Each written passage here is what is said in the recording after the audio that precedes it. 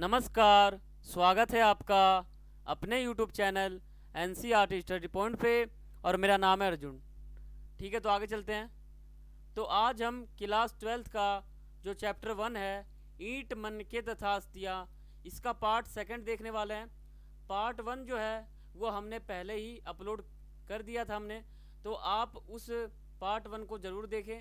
उस पार्ट 1 में मैंने आपको हड़प्पा सभ्यता से जुड़ी हुई जानकारी जो थी वो मैंने आपको उस वीडियो में दी थी। ठीक है, उसमें मैंने आपको ये बताया था कि हड़प्पा सभ्यता का खोज कैसे हुआ था, और खोज जो हुआ था वो किसके नेतृत्व में हुआ था, और किसने किया था, और कब किया था। और हड़प्पा सभ्यता जो है इसको और भी नामों से जाना जाता है, जैसे मोहनजोदड़ो की सभ्यता, सिंधु घाटी की सभ्यता। तो मैंने आपको ये सभी बता दिए हैं। ठीक है, तो आप पार्ट 1 में मैंने आपको बेसिक नॉलेज दी है इस चैप्टर का। तो आप जो ये पार्ट सेकंड है हमारा, इसमें मैं आपको आगे जो इसके टॉपिक हैं वो मैं आपको करवाऊंगा। ठीक है, ये हमारे न्यू कोर्स के अकॉर्डिंग है, यानी सेशन 2023 और 24 का है हमारा।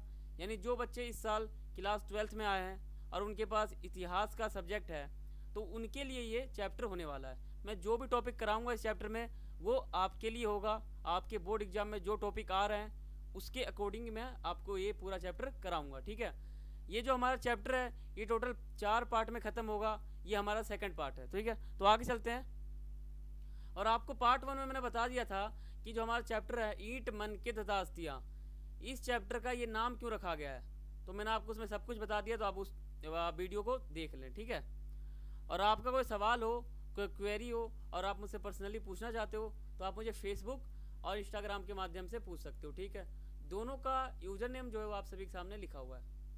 आप इंस्टाग्राम पर मेरा यूज़र नेम सर्च करोगे तो कुछ इस प्रकार का इंटरफेस आपके सामने ओपन होगा।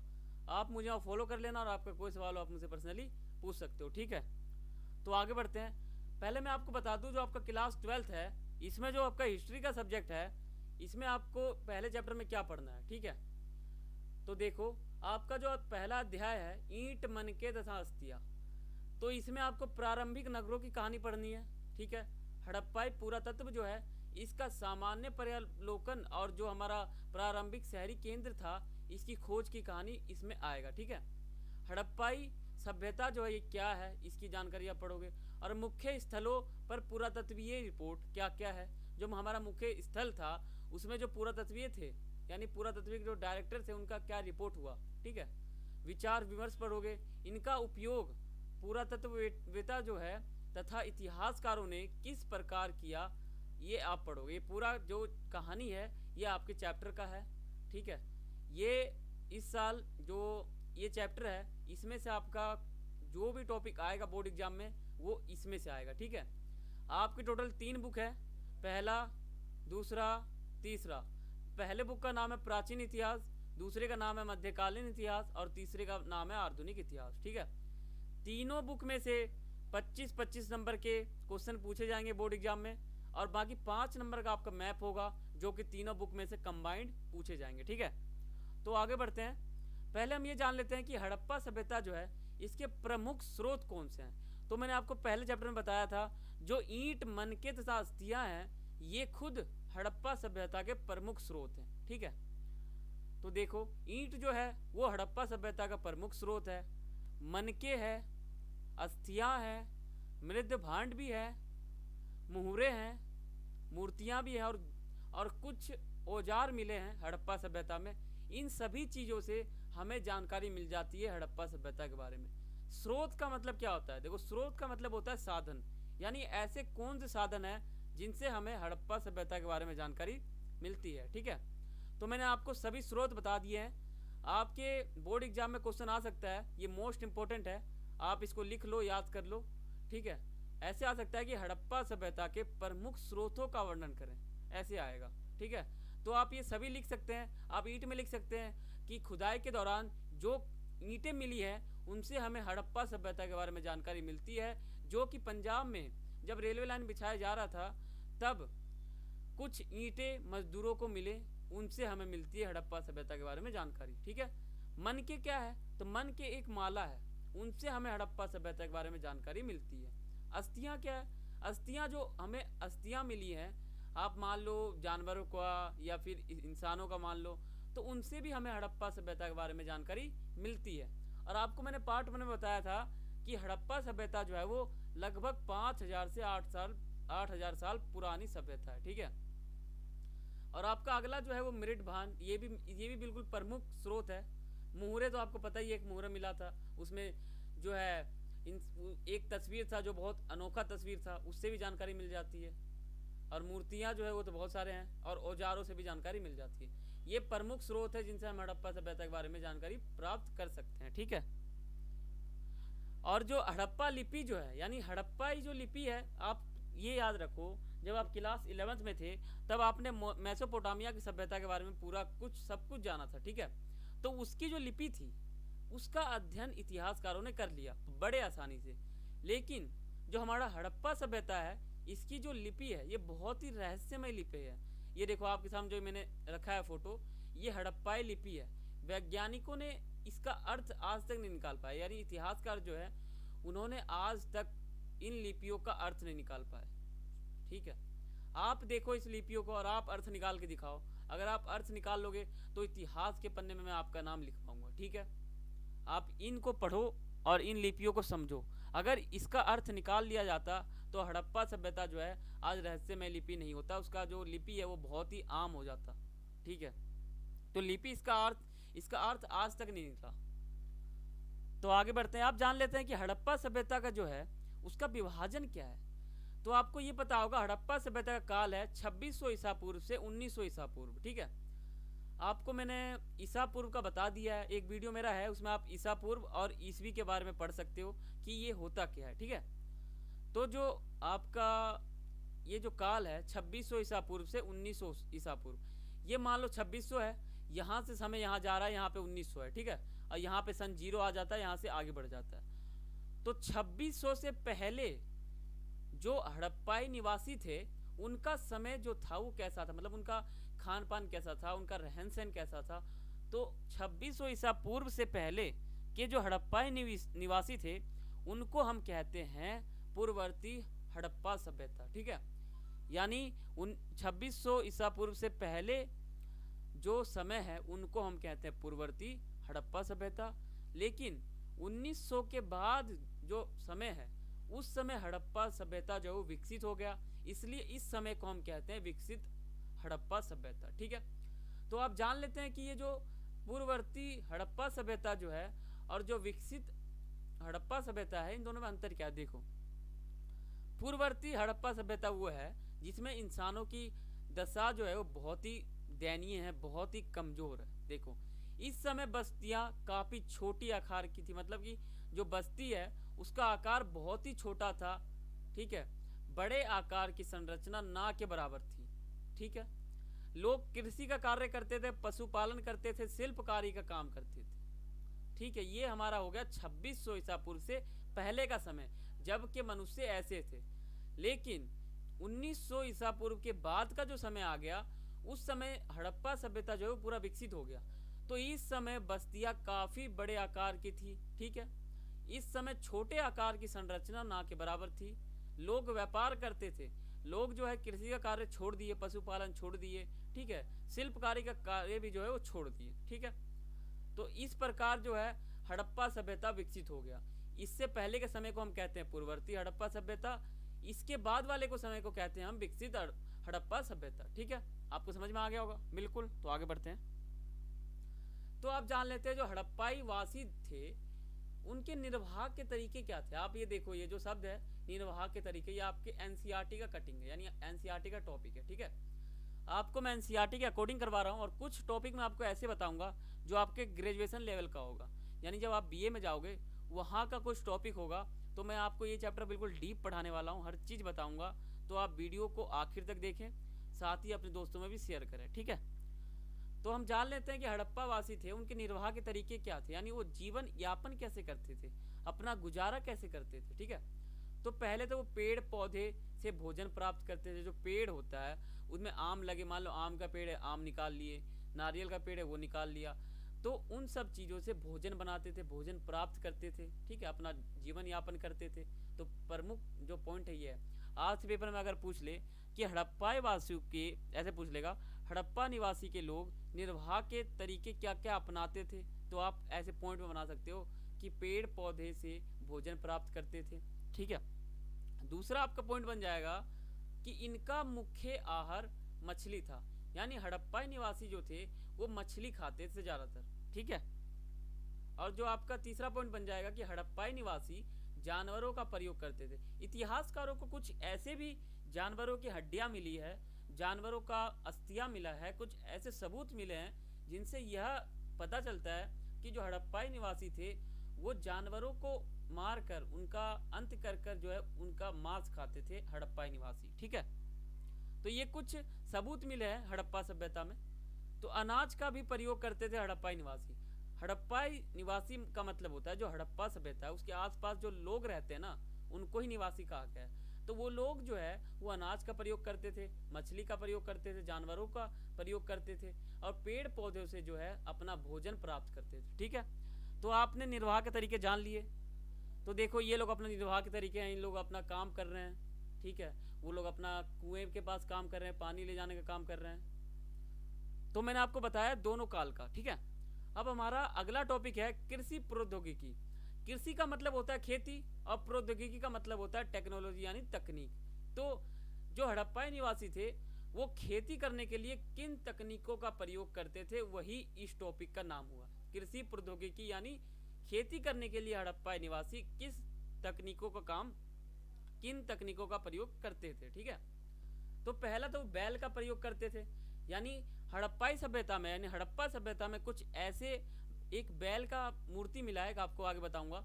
तो उससे ये पता चलता है कि जो हड़प्पाई निवासी थे वो जब खेती करते थे यानी कृषि करते थे तो वो बैल का प्रयोग करते थे। ठीक है, और हलों का प्रयोग करते थे। कुछ हल भी मिले, आपको आगे बताऊंगा। औजार के प्रयोग करते थे, औजार आपको दिखाऊंगा आगे फोटो। और सिंचाई के साधनों का प्रयोग। हड़प्पाई सभ्यता में जो है सिंचाई करने के कोई तकनीक नहीं थे, लेकिन जो व्यक्ति जो हड़प्पाई लोग हैं वो सिंचाई करने के लिए अलग अलग साधन बनाते हैं, अलग अलग सामान बनाते हैं। ठीक है, टेक्नोलॉजी बढ़ाते हैं, तो वो सिंचाई करने के लिए अपने नए नए तरीके निकालते हैं। तो वो इस टॉपिक में आ जाएगा। ठीक है, ये देखो ये हड़प्पाई निवासी है, ये जो है कृषि कर रहे हैं, और ये देखो पहले का समय ऐसा है, और ये जो है आसपास का इलाका है पूरा। ठीक है, तो आगे बढ़ते हैं। बैलों का प्रयोग, पहला हमारा क्या पॉइंट था कि बैलों का प्रयोग। यानी देखो हड़प्पा सभ्यता में इतिहासकारों को कुछ ऐसे साक्ष्य मिले, साक्ष्य का मतलब होता है सबूत, कुछ ऐसे सबूत मिले हैं जिससे यह पता चलता है कि हड़प्पाई निवासी के लोग कृषि करने के लिए बैल का प्रयोग करते थे। इतिहासकारों को हड़प्पा सभ्यता में बैल की एक मूर्ति मिली है। ठीक है, एक मूर्ति मिली, देखो ये है हड़प्पा सभ्यता में इतिहासकारों को एक मिट्टी से बनी हुई एक पकी मूर्ति मिली है। आप ये मत सोचो कि मिट्टी का है, अगर सोचो हड़प्पा सभ्यता में जब ये मूर्ति मिल रहा है बैल का, तो आप सोचो कि वहाँ के निवासी जरूर बैल का प्रयोग करते थे, वरना अगर बैल का प्रयोग नहीं करते होंगे तो ये बैल का मूर्ति मिलता ही नहीं वहाँ पे। यानी ये पता चल जाता है कि वो लोग कृषि करने के लिए, खेती करने के लिए बैल का प्रयोग करते थे। ठीक है, जिससे यह स्पष्ट हो गया कि हड़प्पाई निवासी के लोग कृषि करने के लिए बैल का प्रयोग करते थे। बिल्कुल सही बात है, ये बिल्कुल सही बात है। ठीक है, ये बैल जो है हड़प्पा सभ्यता का प्रमुख है, इससे बिल्कुल जानकारी मिल जाती है। ठीक है, देखो ये जो खेती कर रहे हैं, ये तो मैंने आपको हड़प्पा का ही नहीं है, लेकिन मैं आपको चित्र के द्वारा बता रहा हूँ कि उस समय किस प्रकार काम होता था, खेती होता था। ठीक है, तो आगे बढ़ते हैं। अब हमारा टॉपिक है हलों का प्रयोग। आपको मैं बिल्कुल आसान भाषा में समझा रहा हूँ ताकि जो है आपको बिल्कुल चैप्टर इजी लगे, आसान लगे और आपको समझ में आए। ठीक है, तो हलों का प्रयोग, तो इतिहासकारों को चेलिस्तान और बनावली से मिट्टी से बने हल के प्रारूप मिले हैं। प्रारूप का मतलब होता है कुछ पार्ट, कुछ हिस्से मिले हैं। और कालीबंगन से जूते हुए खेत के साक्ष्य मिले, साक्ष्य का मतलब सबूत, जूते हुए जो खेत है ना उनके कुछ सबूत मिले हैं हड़प्पा सभ्यता में इतिहासकारों को। ठीक है, तो देखो ये जो है मिट्टी से बना हुआ एक हल है। देखो ये आगे जो है बैल हैं और ये जो है पीछे, तो इस प्रकार जो है खेती लोग करते थे। ये जो है मिट्टी से बना हुआ एक पका हुआ जो है एक तरह से हमें मिला है। ठीक है, हल, तो ये जो है ये इससे ये पता चलता है कि हड़प्पा निवासी के लोग हल का प्रयोग करते थे खेती करने के लिए। अब आप ये मान लो कि जब सबूत मिल रहा है तो कुछ तो बात होगी। तो जब इतिहासकारों को हड़प्पा सभ्यता में सबूत मिल रहा है तो ज़रूर वो चीज़ होगा वहाँ पर, हड़प्पा निवासी जो है उनका प्रयोग करते होंगे, तो बिल्कुल करते होंगे। तो इससे ये पता चल जाता है। ठीक है, देखो ये जो काम कर रहे हैं, ये देखो हल का प्रयोग कर रहे हैं हड़प्पा निवासी। ठीक है, तो आगे बढ़ते हैं। अब हमारा टॉपिक है औजारों का प्रयोग। औजार का मतलब क्या होता है? कुछ ऐसे तकनीक जिससे सिंचाई करने में हमें अच्छा मिले, यानी हमें मदद मिले, उसी को औजार कहते हैं। तो इसमें हमारा जो है इतिहासकारों को हड़प्पा सभ्यता में कुछ ऐसे धातु और लकड़ी से बने औजार मिले हैं, जिससे हमें यह पता चलता है कि हड़प्पाई निवासी लोग जो है कृषि करने के लिए नए नए औजारों का प्रयोग करते थे। बिल्कुल सही बात है, कुछ ऐसे धातु और लकड़ी से बने कुछ ऐसे औजार मिले हैं हड़प्पा सभ्यता में इतिहासकारों को, जिससे यह ज्ञात हो जाता है कि जो हमारे कृषि जो करने के लिए जो हड़प्पा निवासी जो थे वो जब कृषि करते थे तो वो धातु का और लकड़ी से बने हुए औजारों का प्रयोग करते थे। ठीक है, तो देखो ये जो खेती करने वाले हैं या कर रहे हैं, तो ये जो है अलग अलग औजारों का प्रयोग कर रहे हैं। ठीक है, ताकि उनका जो सिंचाई है वो अच्छे मात्रा में हो सके। और देखो कुछ ये मिले हैं, ये सबूत है। ये देखो, ये जो नीचे है ये लकड़ी से बना हुआ है, और ऊपर जो है ये दोनों ये धातु से बने हुए हैं। ठीक है, और आपको मैं ये बता दूं कि हड़प्पा सभ्यता में जो लोहा है वो पूरा पराजित है, यानी लोहा का एक भी अंश नहीं मिला है हड़प्पा सभ्यता में। यानी हड़प्पाई निवासी के जो लोग थे उनको लोहा का बिल्कुल ज्ञान नहीं था, लोहा का एक सबूत नहीं मिला है हड़प्पा सभ्यता में, यानी वो लोग लोहा जानते ही नहीं थे, लोहा का उस समय आविष्कार ही नहीं हुआ था। ठीक है, तो ये कुछ सबूत मिले हैं जिससे ये पता चल जाता है कि वो औजारों का प्रयोग करते थे। ठीक है, आप इसको देख सकते हो और साथ के साथ आप नोट डाउन करते रहो ताकि आपको आसानी हो, आपका जो रिवीजन है वो सही होते रहे। ठीक है, अब हमारा अगला टॉपिक है सिंचाई के साधनों का प्रयोग। सिंचाई में कुछ ऐसे साधन इन लोगों ने बना दिया जिससे सिंचाई करने में बहुत ही आसानी हो रही थी इन लोगों को। ठीक है, तो देखो अफगानिस्तान के सोतुगई से नहर के कुछ सबूत मिले हैं। ठीक है, यानी साक्ष्य मिले हैं। धोलावीरा से जलाशय के एक साक्ष्य मिले हैं। ठीक है, देखो ये जो है जलाशय यानी ये नदी है, इसका सबूत हमको मिला है हड़प्पा सभ्यता में। ठीक है, ये जो है ये धोलावीरा में एक जलाशय मिला है, ये भी एक प्रमुख सबूत है। ठीक है, तो आगे बढ़ते हैं। अब जान लेते हैं कि हमारा ये अगला टॉपिक है एनसीईआरटी का है। ठीक है, आप एनसीईआरटी के साथ के साथ देखते रहो और टॉपिक मिलाते रहो और साथ के साथ पढ़ते रहो। ठीक है, हमारा अगला टॉपिक है हड़प्पा। अब ये जो है हड़प्पा सभ्यता को मोहनजोदड़ो की सभ्यता भी कहते हैं। ठीक है, मोहनजोदड़ो एक नियोजित शहर का मतलब होता है एक बहुत ही विशाल और बहुत ही तरीके वाला शहर है, वहाँ पे हर चीज़ सही है। तो देखो ये जो है मोहनजोदड़ो, यहाँ पर हर चीज़ सही है, यहाँ का जो अनुशासन या यहाँ पे जो तरीका, यहाँ का माहौल, एक शहर जो है ये बहुत ही अच्छा शहर है। ठीक है, ये आप इसमें देख पाओगे। अब ये अभी जो मोहनजोदड़ो है, ठीक है, नाम एक ही है, तो मोहनजोदड़ो जो है ये एक नियोजित शहर क्यों है, इतना अच्छा शहर क्यों है, नगर इतना अच्छा क्यों है? आपको ये पता होगा हड़प्पा सभ्यता एक नगरीय सभ्यता है। ठीक है, तो वहीं पे ये बात हो रही है। तो हड़प्पा सभ्यता एक नियोजित शहर क्यों है, आप सोचो। तो इसके कुछ कारण होंगे, तभी तो ये इतना नियोजित है। तो उन्हीं कारणों के ऊपर हम चर्चा करेंगे। तो आगे बढ़ते हैं। तो प्रमुख कारण क्या है? देखो, बस्तियों का विभाजन।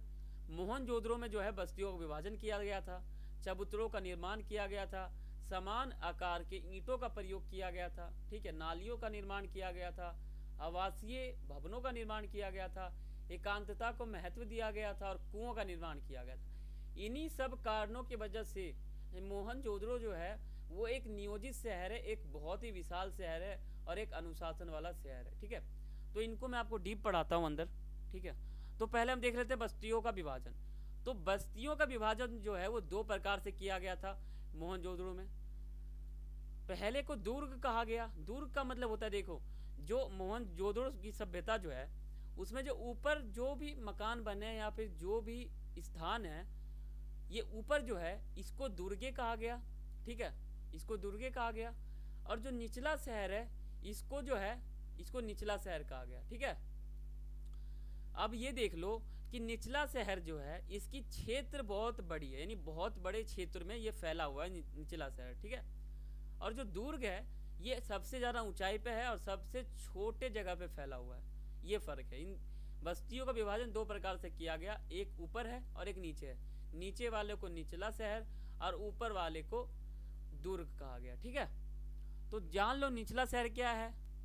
तो वह बस्ती जो ज्यादा ऊंचाई पर बनाया गया था। बिल्कुल सही बात है, देख रहे हो बहुत ऊंचाई पे बनाया गया था।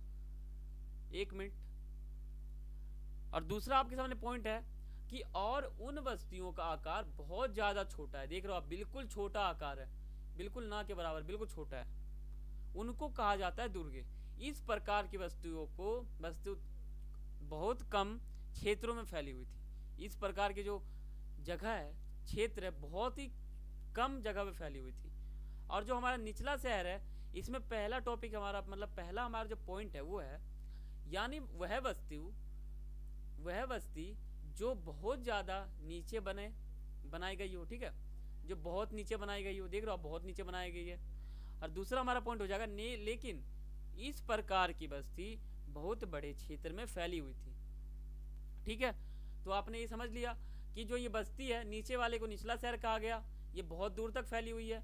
ऊपर वाले को दुर्ग कहा गया, ये बहुत छोटे जगह में फैला हुआ है। ठीक है, तो आगे बढ़ते हैं। आपको मैं एनसीईआरटी के अकॉर्डिंग बताता हूँ, इसमें आप समझो। देखो, जो हमारा दुर्ग है, ये दुर्ग सबसे ज़्यादा ऊंचाई पर है और कम से कम क्षेत्रों में फैला हुआ है। देखो, इसका इतना सा क्षेत्र है, लेकिन जो निचला शहर है इसका सबसे बड़ा क्षेत्र है, इतने बड़े क्षेत्रों में ये फैला हुआ है। देख रहे हो, ये फर्क है, इतने बड़ों में है और ये बहुत छोटा है, इसलिए इसको दुर्ग कहा गया और इसको निचला शहर कहा गया। आप समझ गए होगे आप। ठीक है, तो आगे बढ़ते हैं। अब देखते हैं चबूतरों का निर्माण, ये हमारा दूसरा टॉपिक है। तो चबूतर क्या होते हैं? देखो, चबूतर ये होते हैं जब बिल्डिंग बनाया जाता है तो नीचे जो हम ईंटा लगाते हैं और जो इस पे सीमेंट करते हैं, उन्हीं को चबूतर कहा जाता है।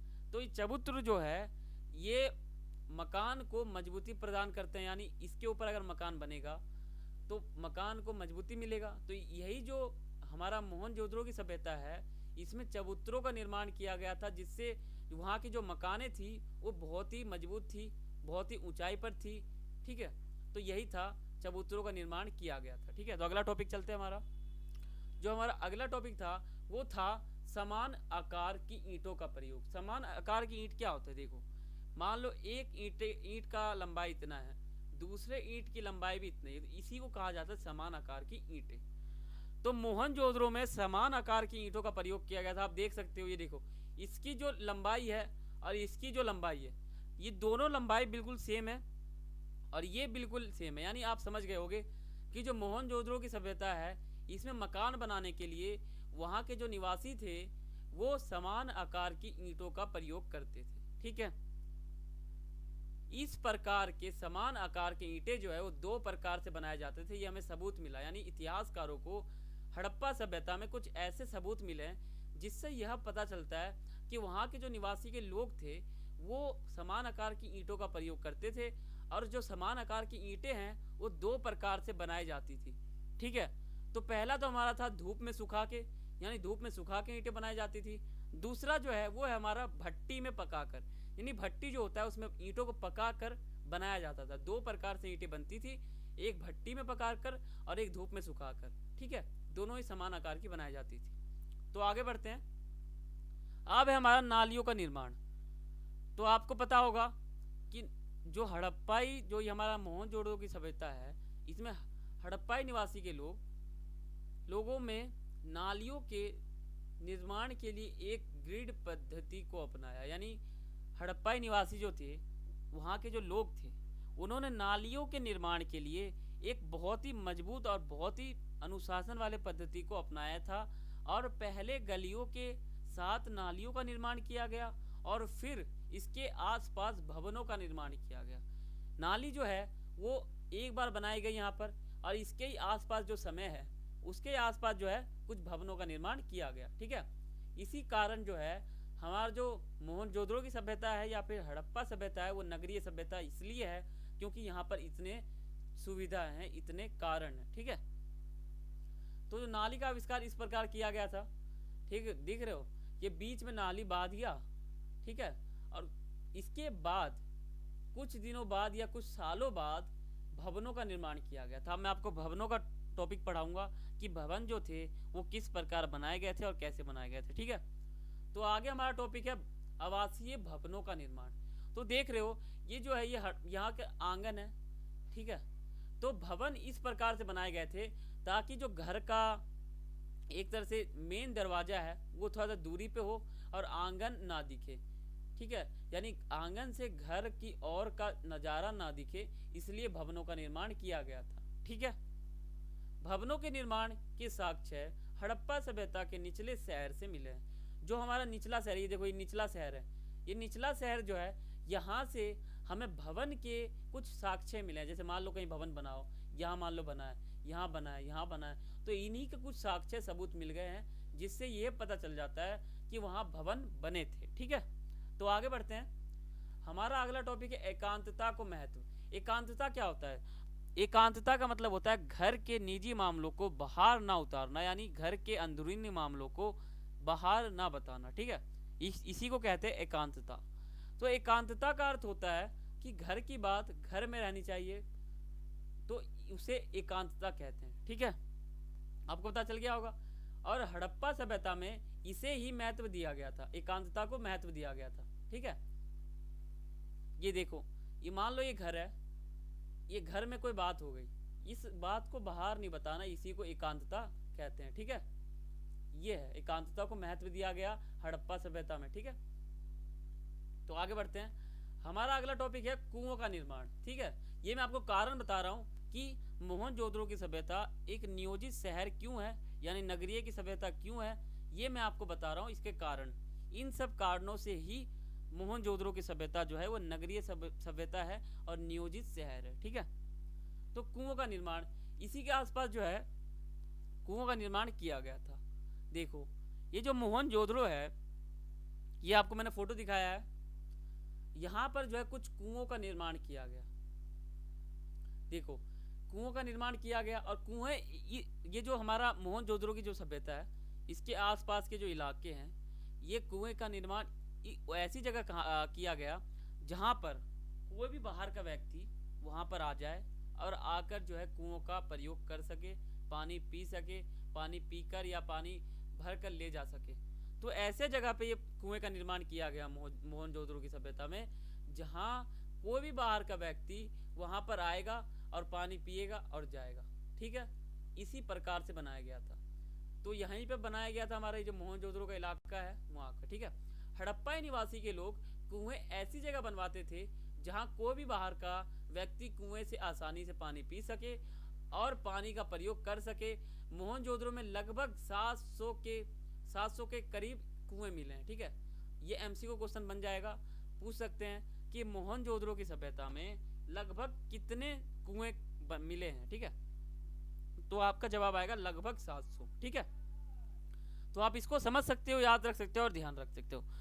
तो हमारा अगला टॉपिक, अब मैं आपको ये बता दूं कि ये जो मैं आपको टॉपिक बता रहा हूँ हड़प्पा सभ्यता का क्षेत्रीय विस्तार, ये जो है आपके एनसीईआरटी का नहीं है, यानी मैं आपको ग्रेजुएशन लेवल का बता रहा हूँ, यानी बीए का बता रहा हूँ। आपको जो चीज़ मैं बता रहा हूँ ये थोड़ा डीप बता रहा हूँ, ताकि एनसीईआरटी से थोड़ा हट के बता रहा हूँ, ताकि आपको थोड़ा पता चले, थोड़ा खुल के बता रहा हूँ। ठीक है, ग्रेजुएशन में अगर आप इतिहास का सब्जेक्ट लेते हो तो आपको उसमें हर चीज़ बताया जाएगा, हड़प्पा सभ्यता से जुड़ी हुई हर चीज़ बताई जाएगी, और जो इसका क्षेत्रीय विस्तार जो है कहाँ तक फैला हुआ है वो सभी उसमें बताया जाएगा ग्रेजुएशन में।